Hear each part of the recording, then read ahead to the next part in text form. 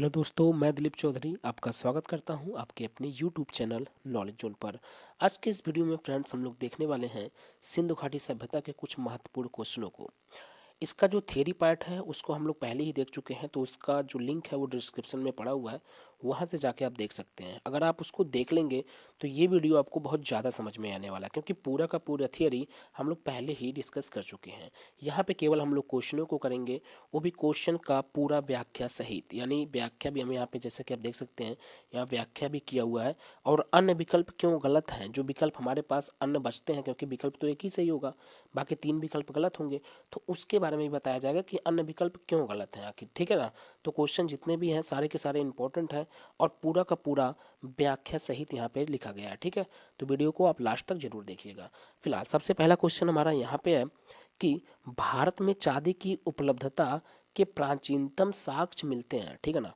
भारत में जो चांदी की उपलब्धता है उसका प्राचीनतम साक्ष्य मिलता है किसमें? हड़प्पा संस्कृति में। ठीक है।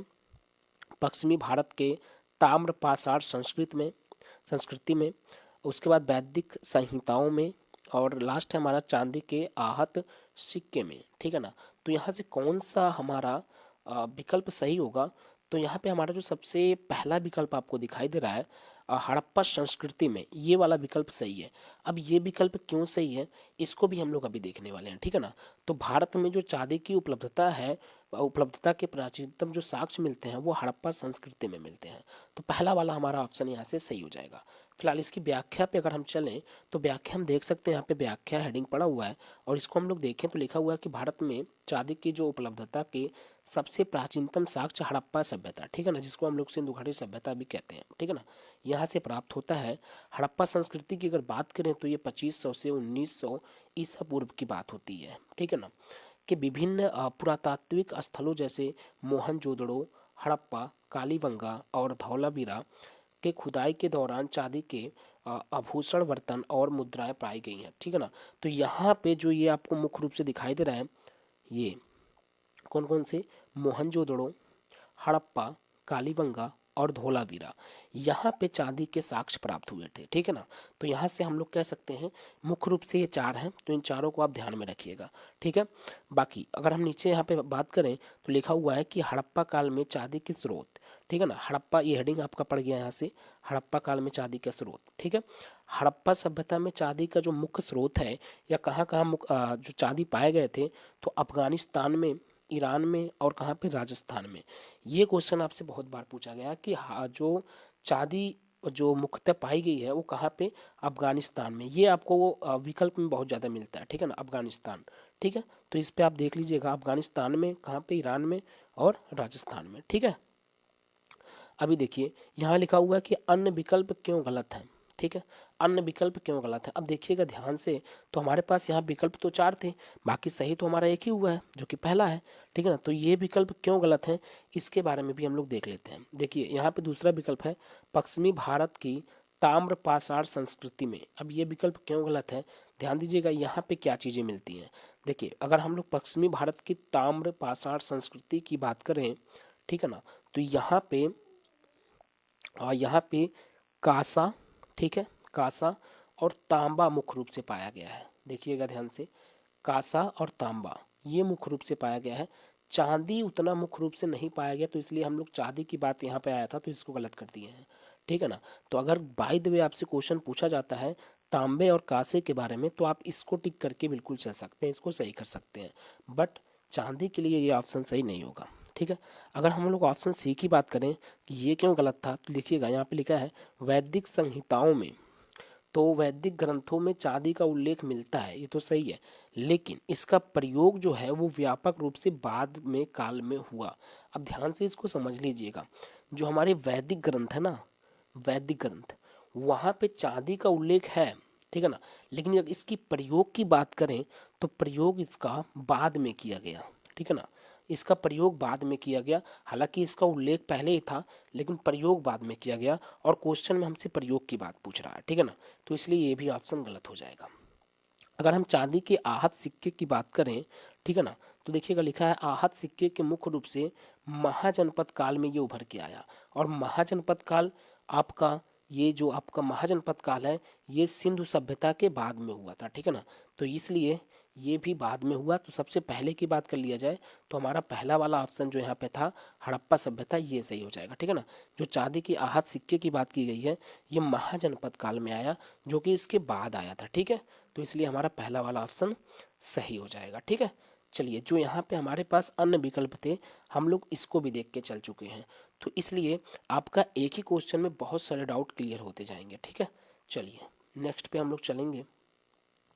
तो नेक्स्ट क्वेश्चन हमारा इधर से है साथियों कि हड़प्पा में मिट्टी के बर्तनों पर सामान्यतः किस रंग का उपयोग हुआ था, ठीक है। हड़प्पा में मिट्टी के बर्तनों पर सामान्यतः किस रंग का उपयोग हुआ था, ठीक है।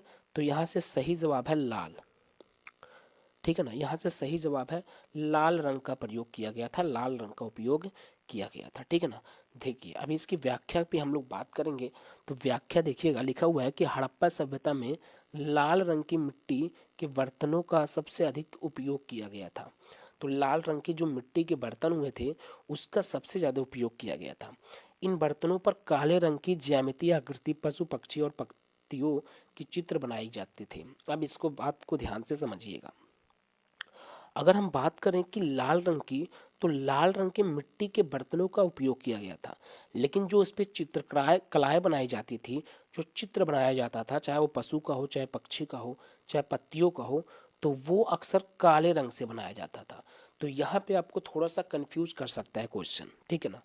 अगर बात किया जाएगा कि किस मिट्टी का यानी किस कलर की मिट्टी का प्रयोग किया जाता था, तब तो आपको लाल भरना है, ठीक है ना, लाल पे टिक करेंगे। लेकिन अगर ये पूछा जाएगा कि किस कलर की आकृतियां बनाई जाती थी, तो आपको काला भरना है, ठीक है ना, यानी काले पे टिक करना है। तो यहाँ से दो क्वेश्चन है। अगर बात करेगा किस कलर की मिट्टी का बर्तन होता है, तो हम लोग बात करेंगे, सॉरी, हम लोग टिक करेंगे लाल रंग पे, यानी हम लोग लाल को सही मान के चलेंगे। और अगर बात करेगा कि किस कलर का ज्यामितीय आकृति यानी पशु पक्षी या पत्तियों की आकृति बनाई जाती थी, तो वो काले रंग की बनाई जाती थी, ठीक है। अब देखिएगा यहाँ विशेषताएं भी लिखी गई हैं। काले रंग से सुंदर अलंकरण किए जाते थे, ठीक है ना। बर्तन हाथ और चाक द्वारा दोनों तरीके से बनाए जाते थे, ठीक है। और धोलावीरा, लोथल और कालीबंगा जैसे स्थलों पे ऐसे बर्तन मिलते थे। ये भी क्वेश्चन आपसे पूछा जा सकता है, कहाँ पे ऐसे बर्तन मिलते थे जो कि मिट्टी, लाल मिट्टी का प्रयोग करके बनाया जाता था। तो वो है धोलावीरा, लोथल और कालीबंगा, ठीक है। उम्मीद करते हैं कि आपको वीडियो अच्छा लग रहा होगा। अगर वीडियो समझ में आ रहा है, वीडियो में जो समझाया जा रहा है वो चीज़ें समझ में आ रहा है, तो एक बार आप चैनल को सब्सक्राइब नहीं किए हैं तो सब्सक्राइब कर लीजिएगा और वीडियो को लाइक कर दीजिएगा। और इसका पार्ट फर्स्ट जो कि पूरा थियरी है, उसको अगर आपने नहीं देखा है तो डिस्क्रिप्शन में लिंक है, वहाँ से जाके देख सकते हैं, ठीक है। और हमारे टेलीग्राम चैनल को ज्वाइन कर सकते हैं, वहाँ पे पीडीएफ इसका पड़ा रहता है, ठीक है। चलिए नेक्स्ट पे चलते हैं। नेक्स्ट क्वेश्चन हमारा इधर से है कि नीचे लिखे स्थानों में नदियों के सुमेल करें, यानी आपको मिलाना है, ठीक है ना। तो देखिएगा यहाँ पे सबसे पहले हमारे पास है हड़प्पा, ठीक है ना। अच्छा देखिएगा सूची फर्स्ट और सूची सेकंड, सूची फर्स्ट और सूची सेकंड को अगर आप देख रहे हो तो यहाँ देखिएगा सूची फर्स्ट में हमारे पास, सूची फर्स्ट में देखिएगा तो सूची फर्स्ट में हमारे पास चार ही ऑप्शन है, मतलब यहाँ देख सकते हैं 1 2 और 3 और 4, ठीक है ना। लेकिन इधर देखिए मिलान में आपको 5 दिखाई दे रहा है, ये आपको कंफ्यूज करने के लिए होता है, ठीक है ना। क्योंकि 4 ही मिलान रहेगा तो आप उतना कंफ्यूज नहीं होंगे, लेकिन 5 है तो मिलान में आपको कंफ्यूजन कर सकता है। तो इसलिए यहाँ पे आपको दिया है 5 और इधर दिया है 4, तो थोड़ा सा कंफ्यूज करने के लिए चीज़ें दी गई हैं, ठीक है। फिलहाल देखिए सबसे पहले हमारे पास है हड़प्पा, ठीक है ना। तो हमारे पास सबसे पहले है हड़प्पा। और हड़प्पा की बात करें अगर हम लोग, तो हड़प्पा जो है वो हमारा रावी नदी के किनारे है, ठीक है ना। तो हमारा ऑप्शन यहाँ से सी पे जाएगा, यानी ए का सी। तो ए का सी हमारे पास कहाँ कहाँ पे है, तो ए का सी हमारे पास देखिएगा एक यहाँ पे है, पहले पे सी मतलब तीसरा, और एक यहाँ पे है डी पे। तो ये इन दोनों ऑप्शनों में से एक सही होगा, लेकिन कौन है अभी हम दूसरे पे चलेंगे तब पता चलेगा हमको। दूसरे पे चलेंगे तो मोहनजोदड़ो है। और मोहनजोदड़ो किस नदी के किनारे है भाई, तो मोहनजोदड़ो की अगर हम लोग बात करें तो मोहनजोदड़ो हमारा सिंधु नदी के किनारे है। तो दूसरे का दूसरा सही होगा, यानी देखिएगा यहाँ पहला 3 हुआ और दूसरा 2 हुआ, यहाँ 5 दे दिया है, तो ये वाला ऑप्शन आपका सही हो जाएगा। देखिएगा पहले का 3 पे गया तो देखिएगा 3 यहाँ, ठीक है। दूसरे का दूसरे पे ही गया तो यहाँ 2, इसलिए हमारा ऑप्शन नंबर कौन सा सही हो जाएगा, बी। बाकी 2 को चेक करने की आवश्यकता नहीं है क्योंकि यहाँ पे मिल चुका है 2 ही में। बाकी हम लोग इसके व्याख्या को देखेंगे कि कौन नदी किसके किनारे, देखिएगा ध्यान से, देखिए यहाँ पे है हड़प्पा, यह स्थल रावी नदी के किनारे स्थित है, अभी हमने यहाँ बताया। देखिएगा हड़प्पा किसके किनारे, रावी नदी के किनारे। इससे पहले का किस पे गया, सी पे, यानी तीसरे पे गया, तो तीसरा यहाँ पहले का हो गया। ठीक है, दूसरा देखिएगा मोहनजोदड़ो, तो देखिएगा मोहनजोदड़ो, ये इसको हम लोग मृतकों का टीला भी कहते हैं, काफ़ी फेमस है और आपको याद भी होगा, बहुत ईजी क्वेश्चन हो जाता है ये। ठीक है ना, ये सिंधु नदी के किनारे है, तो देखिएगा इधर से, इसलिए हमने मोहनजोदड़ो को सिंधु पे लगाया, तो दूसरे का दूसरा ही हो गया। ठीक है ना, दूसरे का दूसरा ही हो गया। उसके बाद देखेंगे हम लोग, तो चनहुदड़ों की बात करें, अच्छा ये सब हम लोग थियरी पार्ट में कर चुके हैं। ठीक है ना, ऐसा नहीं है कि नहीं किए हैं, इसलिए उस वीडियो को जो लोग देखे हैं उनको काफ़ी बेनिफिट मिलने वाला है इस वीडियो में। ठीक है ना, तो पहले तो हम कहेंगे कि उसी वीडियो को देख लीजिए, फिर इसको देखिएगा, काफ़ी बेनिफिट आपको मिलने वाला है। ठीक है, फिलहाल चनहुदड़ों की बात करें तो ये भी आपका सिंधु नदी के किनारे ही है। तो देखिएगा चनहुदड़ों की बात करें तो ये भी सिंधु नदी के किनारे, इसलिए इसको हम लोग लेके चलते हैं कहाँ पे, सी का पहले पे। देखिए सिंधु नदी, तो सी का पहला यहाँ पे हो गया। ठीक है, बाकी लास्ट वाला देखेंगे तो आलमगीरपुर है, तो आलमगीरपुर ध्यान से देखिएगा, तो ये हिंडन नदी के किनारे है, तो इसलिए इसको हम लोग क्या करेंगे यहाँ पे, देखिए ये आलमगीरपुर और ये पाँचवा, तो ये पाँचवा हो गया। ठीक है, तो यहाँ भी जो भी नदी है जिसके किनारे हैं वो यहाँ पे दर्शाया गया। ठीक है ना, इसको आपको यहाँ लिखने की आवश्यकता नहीं है, इसका पीडीएफ हमारे टेलीग्राम चैनल पे पड़ा रहेगा, वहाँ से आप देख सकते हैं। ठीक है, और टेलीग्राम का चैनल जो है उसका लिंक आपको डिस्क्रिप्शन में मिल जाएगा। फिलहाल नेक्स्ट क्वेश्चन हमारे पास इधर है, तो चलिए ये क्वेश्चन हमारे पास है इधर से कि हड़प्पा वासियों को निम्न में से क्या ज्ञात नहीं था। ठीक है ना, हमको ये बताना है कि क्या ज्ञात नहीं था। जैसे यहाँ पे लिखा है नालियों का निर्माण, ठीक है ना, मेहराबों का निर्माण, स्तंभों का निर्माण और सड़कों का निर्माण, इन चारों में से हड़प्पा वासियों को क्या ज्ञात नहीं था। ठीक है, तो हम बता रहे हैं आपको कि मेहराबों का निर्माण हड़प्पा वासियों को ज्ञात नहीं था। ठीक है ना, तो ये वाला ऑप्शन यहाँ से सही हो जाएगा, ऑप्शन नंबर बी। बट आपके अंदर एक कन्फ्यूजन जरूर आ रहा होगा कि मेहराबोन क्या होता है। ठीक है ना, तो इसको भी अभी हम आपको बता रहे हैं। फिलहाल अभी हम लोग चलते हैं इस चीज़ के बारे में जानने के लिए कि हड़प्पा वासियों को ज्ञात क्या था, क्योंकि क्वेश्चन जो यहाँ पे लिखा हुआ है इसका मतलब ये नहीं कि यही क्वेश्चन आएगा, क्वेश्चन कुछ भी आ सकता है। अभी फिलहाल हमने जो क्वेश्चन सेट किया हुआ है वो क्वेश्चन ये है कि हड़प्पा वासियों को क्या ज्ञात नहीं था।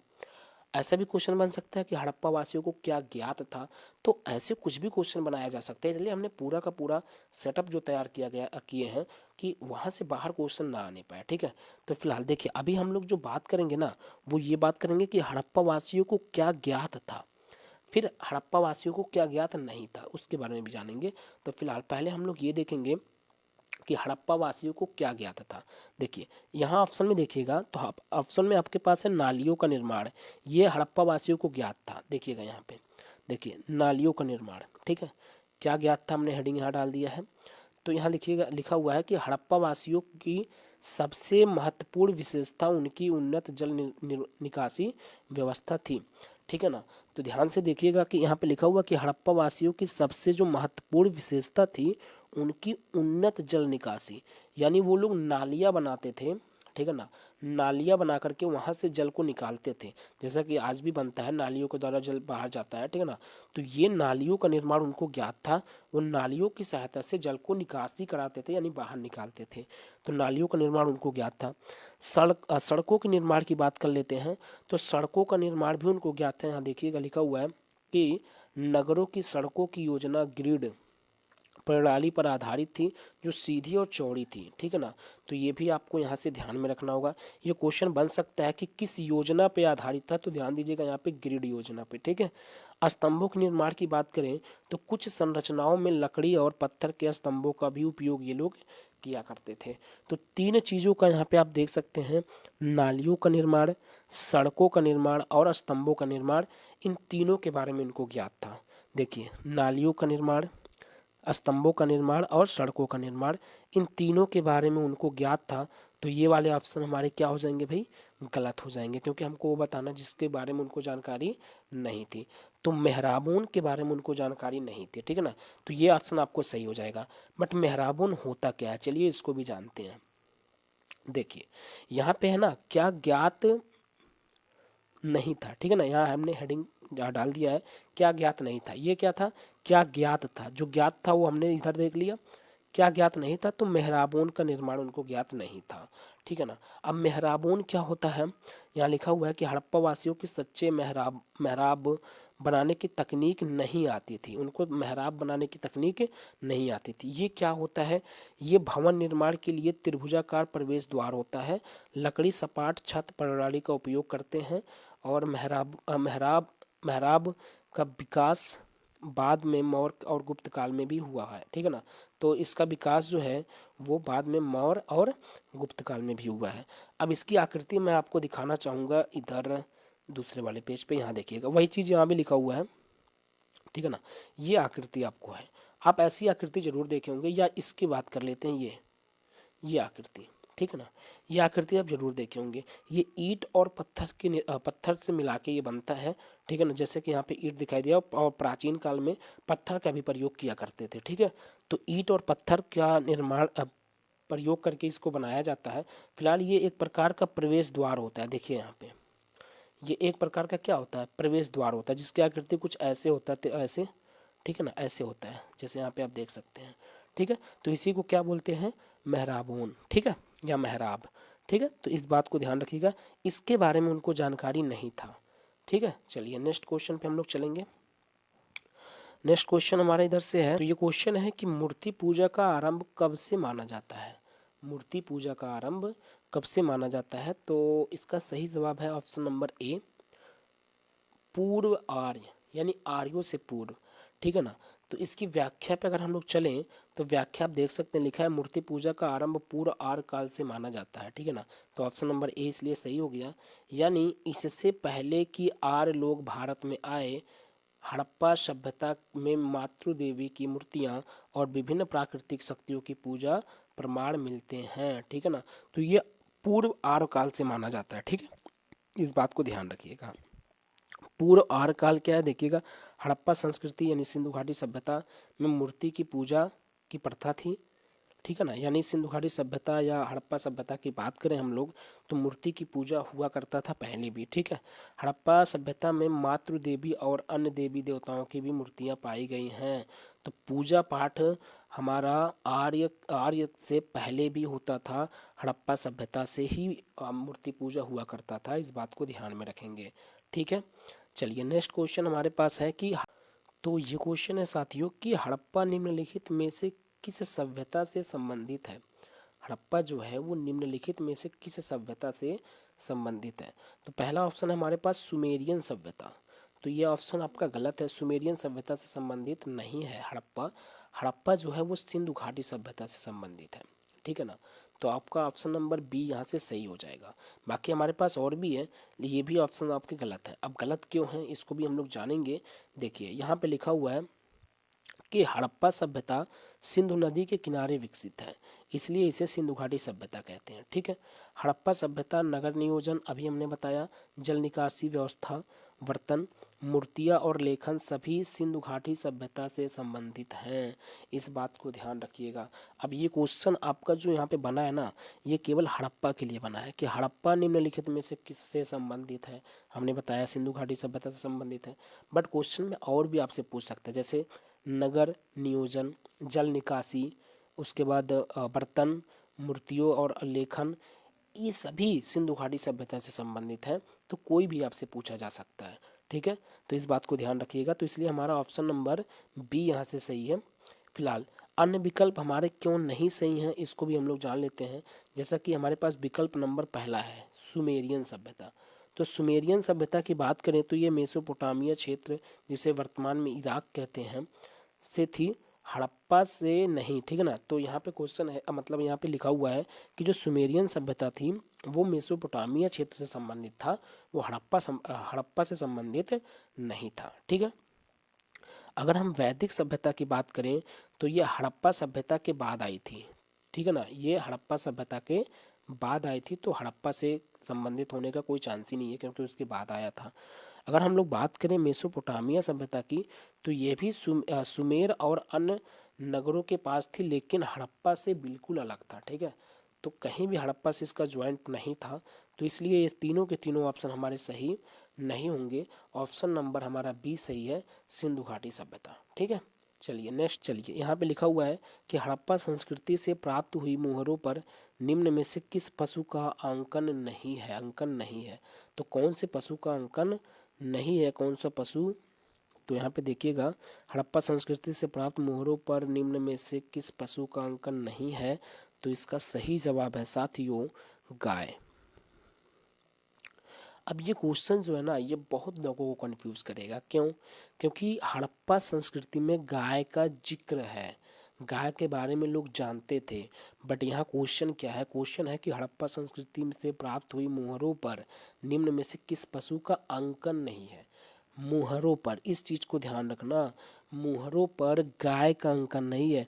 लोग हड़प्पा संस्कृति के गाय को पूजते थे, गाय के बारे में जानते थे, ऐसी बात नहीं है। बट मुहरों पर कहीं भी गाय की जिक्र नहीं की गई है, गाय का अंकन नहीं दर्शाया गया है, ना तो देखा गया है। तो इसलिए गाय वाला ऑप्शन यहाँ से, डी वाला यहाँ से सही हो जाएगा। फिलहाल इसकी व्याख्या भी हम यहाँ से कर लेते हैं। देखिएगा, यहाँ लिखा हुआ है कि हड़प्पा संस्कृति से प्राप्त मुहरों पर विभिन्न पशुओं का अंकन किया गया, जैसे हाथी, बाघ, गैड़ा। ठीक है ना, अन्य जानवर भी हैं। हालांकि गाय का अंकन मुहरों पर नहीं पाया गया। वही हमने बताया कि गाय के बारे में जानते थे लोग, लेकिन गाय की पूजा भी करते थे। बट गाय किसी भी मुहरों पर अंकित नहीं थे। ठीक है ना, तो यहाँ देखिएगा क्यों गाय नहीं है, इसके बारे में भी हम जान लेते हैं। यहाँ पे देखिएगा, हड़प्पा सभ्यता में गाय की पूजा और महत्व था, लेकिन मुहरों पर इसके अंकन का कोई प्रमाण नहीं मिलता है। ठीक है ना, पूजा करते थे बट मुहरों पर इसके होने की कोई भी प्रमाण नहीं मिलते हैं। मोहरों पर बाघ, गैड़ा जैसे शक्तिशाली और मजबूत जानवरों का अंकन अधिक प्राप्त हुआ है। ठीक है ना, जैसे बाघ और गैड़ा जो शक्तिशाली होते थे, हाथी, इन सब का प्रमाण मिला है अंकन होने का। ठीक है, देखिए तो यहाँ पे क्वेश्चन है साथियों कि हड़प्पा सभ्यता के बारे में निम्न में से कौन सा कथन असत्य है। ठीक है ना, तो हड़प्पा सभ्यता की बात अगर करें तो यहाँ पे पहले लिखा है कि मातृ देवी की पूजा की जाती थी, ये कथन सत्य है। ठीक है ना, तो हमको असत्य वाला बताना है। हड़प्पा सभ्यता के जो लोग थे वो मातृ देवी की पूजा किया करते थे, तो ये बात सत्य है, हमको असत्य वाला बताना है। तो इसलिए ये ऑप्शन नहीं हमारा सही होगा। दूसरा है लोग लोहे से परिचित थे, ये गलत है। हड़प्पा सभ्यता के जो लोग थे वो लोहे से परिचित नहीं थे, वो तांबे से परिचित थे। अभी हमने पहले बताया कांसे से परिचित थे, बट आपके लोहे से परिचित नहीं थे। तो ये वाला ऑप्शन हमारा इधर से सही हो जाएगा, ऑप्शन नंबर बी। ठीक है, चलिए इसकी व्याख्या हम लोग करते हैं और व्याख्या को देखते हैं। यहाँ लिखा हुआ है हड़प्पा सभ्यता के लोग जो थे वो लोहे का प्रयोग नहीं किया करते थे, बल्कि इस समय तांबे और कांसे का प्रयोग होता था। अभी हमने बताया और पहले भी बता रखा था, तांबे और कांसे से ये लोग परिचित थे, उसका प्रयोग करते थे, बट लोहे का प्रयोग नहीं करते थे। क्यों? क्योंकि लोहे से ये लोग परिचित नहीं थे। ठीक है, यहाँ लिखा हुआ है हड़प्पा काल के लोग लोहे से अवगत नहीं थे। ठीक है, अब अन्य ऑप्शन जो हमारे पास थे, जैसे मातृ देवी की पूजा, व्यापार और वाणिज्य, ये सब यहाँ पे हम लोग देख सकते हैं, इन सबसे ये लोग परिचित थे। जैसे हड़प्पा सभ्यता में मातृ देवी की पूजा के प्रमाण मिले हैं, तो ये ऑप्शन सही है। यहाँ देखिएगा, व्यापार और वाणिज्य की बात करें तो ये लोग व्यापार भी किया करते थे, और विशेष तौर पर सुमेर और मेसोपोटामिया जैसे क्षेत्र में किया करते थे। अगर नालियों की बात करें तो अभी हमने पहले भी बताया कि ये लोग नालियों का भी प्रयोग किया करते थे पानी के निकासी के लिए। ठीक है ना, तो ये सबसे ये लोग परिचित थे, बट ये लोग लोहे से परिचित नहीं थे, तो इसलिए ऑप्शन हमारा लोहे वाला सही हो जाएगा। नेक्स्ट हमारा इधर से है कि, तो ये क्वेश्चन है साथियों कि सिंधु सभ्यता संबंधित है। तो सिंधु सभ्यता किस चीज़ से संबंधित है? तो सिंधु सभ्यता जो है वो आद्य ऐतिहासिक युग से संबंधित है। ठीक है ना, अब ऐसा क्यों है इसके बारे में भी हम लोग यहाँ से जान लेते हैं। तो यहाँ पे लिखा हुआ है कि सिंधु सभ्यता, हड़प्पा सभ्यता भी इसको हम लोग कहते हैं, यह आद्य ऐतिहासिक युग से संबंधित है या इससे जोड़ा गया है। अब ऐसा क्यों है? क्योंकि जब ये हड़प्पा सभ्यता था तो उतने समय लिखित जो इतिहास था, यानी लिखने वाला जो इतिहास था, या हम ये कह सकते हैं कि लिखने वाला जो कार्य था वो प्रारंभ नहीं हुआ था। हालांकि शुरुआत हो चुका था उस चीज़ का, लिखने का शुरुआत हो चुका था, लेकिन लोग चीज़ों को पहचानते कैसे थे? तो वो लोग चित्र को देख के पहचानते थे। जैसा यहाँ पे लिखा हुआ है ना कि चित्र एवं प्रतीक का इस्तेमाल वो लोग करते थे, ठीक है ना। लिखने का चीज़ तब आरंभ नहीं हुआ था, शुरुआत हो चुका था, ठीक है। तो इसीलिए इसको हम लोग आद्य ऐतिहासिक युग से जोड़े हैं, ठीक है। चलिए नेक्स्ट हमारा इधर से है कि सैंधव मुहरों का सर्वाधिक प्रचलित प्रकार कैसा था, ठीक है ना। सैंधव मुहरों का सर्वाधिक प्रचलित जो प्रकार था वो कैसा था, तो वो था वर्गाकार। यहाँ से ऑप्शन नंबर ए सही हो जाएगा, वर्गाकार, ठीक है। अब देखिएगा इधर से लिखा है कि सैंधव सभ्यता जो है वो प्राप्त मोहरों में वर्गाकार मोहरे सबसे अधिक प्रचलित थे, ठीक है ना। यह मोहरे गांठों, व्यापारिक चिन्ह और अन्य प्रतीकों के रूप में इस्तेमाल किए जाते थे, ठीक है। इस चीज़ को आप ध्यान में रखेंगे। अच्छा, ये जो वर्गाकार हमारे पास चित्र हुआ करते थे, इसमें किसी भी चीज़ की मूर्ति यानी किसी भी चीज़ का चित्र जरूर अंकित किया जाता था, ठीक है ना। जैसे वो लोगों की हो गई, पशुओं की हो गई, या अक्सर किसी भी चीज़ का चित्र यहाँ पे अंकित रहता था, ठीक है। तो इस चीज़ को भी आप लोग ध्यान में रखेंगे। यहाँ पे देखिए कह रहा है कि सुमेल कीजिए, आपको मिलाना है। तो देखिएगा यहाँ पे लिखा है हुआ लोथल, ठीक है। यहाँ पे क्या है, लोथल। अब लोथल जो है वो किससे मिलाएंगे हम लोग, लोथल को किससे सही करेंगे। तो लोथल जो है वो गोदीवाड़ा पे आपका जाएगा। क्यों गोदीवाड़ा पे जाएगा इसको भी अभी हम लोग देखेंगे। तो पहले का दूसरे पे जाएगा, और कालीबंगा जो है ना, कालीबंगा ये आपका पहले पे जाएगा, ठीक है ना। तो पहले का दूसरा और दूसरे का पहला, तो इधर हो गया 2 1, ठीक है। उसके बाद जो धौलावीरा है, तो ये लिखा हुआ ना हड़प्पा लिपि के बड़े आकार के 10 चिन्हों वाला एक शिलालेख, तो ये आपका जाएगा 4 पे। तो हो गया 214। तो 214 आपको कहाँ मिल रहा है, यहाँ मिल रहा है बी वाले पे। तो बी वाला ऑप्शन इधर से सही हो जाएगा। चलिए इसकी व्याख्या हम लोग इधर से कर लेते हैं। जैसा देखिएगा, लोथल की बात करें तो लोथल किस पे गया था, गोदीवाड़ा पे। क्यों, देखिएगा, देखिए लोथल की बात करें तो ये गोदीवाड़ा पे गया था। क्यों गया था, क्योंकि लोथल को एक प्रमुख बंदरगाह के रूप में जाना जाता है, ठीक है ना। उतने समय का एक ये प्रमुख बंदरगाह था, ठीक है। तो इसलिए, और वहाँ गोदीवाड़ा की खोज की गई थी, तो इसलिए आपका लोथल गोदीवाड़ा पे गया था, ठीक है ना। कालीबंगा की बात करें तो यहाँ जूते हुए खेत की साक्ष्य मिला था, तो इसलिए हम लोग कालीबंगा को जूते हुए खेत पे ले गए हैं, ठीक है ना, मिला है उससे। धौलावीरा की बात करें तो हड़प्पा लिपि के बड़े आकार के 10 चिन्हों वाला एक शिलालेख प्राप्त हुआ था, तो इसलिए धौलावीरा सी पे गया है, ठीक है ना। बनावली की बात करें तो यहाँ पक्की मिट्टी से बनी हुई एक प्रति आकृति मिली थी, तो इसलिए वो डी पे गया था, यानी पक्की ईंट वाले पे गया था, ठीक है। चलिए नेक्स्ट पे हम लोग चलेंगे। तो नेक्स्ट हमारे पास है कि सिंधु घाटी की जो सभ्यता है वो गैर आर्य थी। क्यों, यानी गैर आर्य का मतलब क्या हुआ कि आर्यों के बिना। तो सिंधु घाटी की सभ्यता गैर आर्य क्यों थी, ठीक है। तो इसका सही जवाब है साथियों, इसका सही जवाब है नगरीय सभ्यता थी, इसलिए नगरीय सभ्यता थी इसलिए, ठीक है। अगर हम व्याख्या की बात करें तो यहाँ पे लिखा हुआ है कि सिंधु घाटी सभ्यता गैर आर्य इसलिए थी क्योंकि वह नगरीय सभ्यता थी। और दूसरा कारण हम ये भी बता सकते हैं क्योंकि सिंधु घाटी सभ्यता हमारे आर्य सभ्यता से पहले की सभ्यता है, तो इसलिए ये गैर आर्य थी। गैर आर्य मतलब क्या, आर्यों का ना होना। तो यहाँ पे लिखा हुआ है इसके विकास का समय आर्य काल से पहले का था, इसलिए गैर आर्य था, ठीक है ना।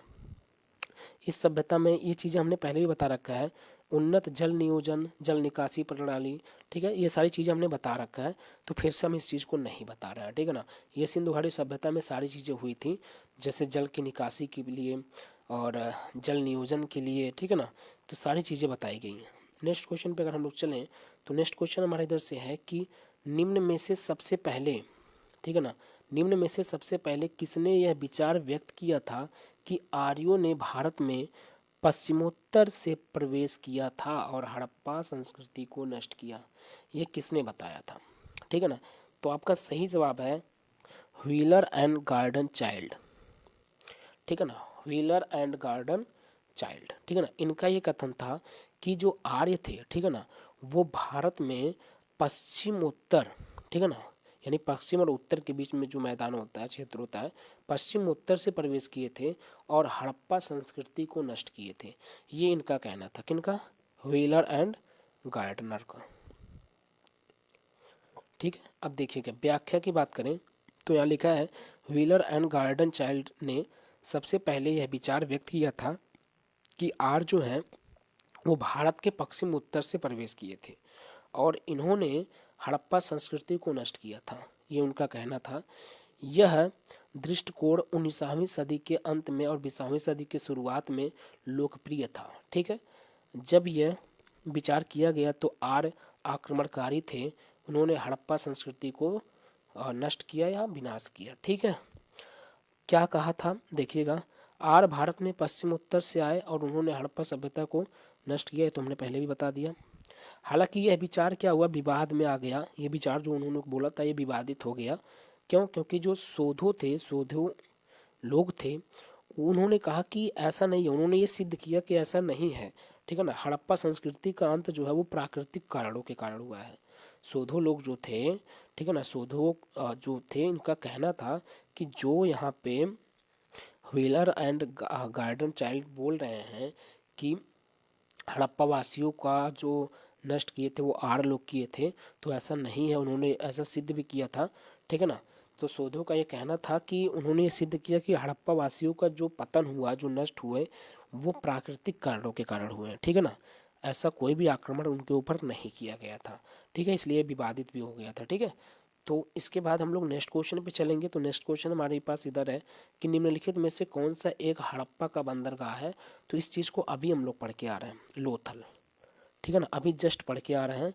तो ये जो लोथल है ये हड़प्पा में से एक बंदरगाह माना जाता है। ठीक है ना, तो यहाँ से हमारा बी वाला ऑप्शन सही हो जाएगा। फिलहाल यहाँ पे देख सकते हैं हम लोग, लिखा हुआ है कि जो लोथल है वो हड़प्पा सभ्यता का एक प्रमुख बंदरगाह था। ठीक है ना, ये गुजरात राज्य में स्थित है। ये क्वेश्चन बहुत बार पूछा गया है कि लोथल कहाँ पर स्थित है, तो गुजरात राज्य में स्थित है। ठीक है, यहाँ समुद्री व्यापार और गोदीवाड़ा के अवशेष प्राप्त हुए थे।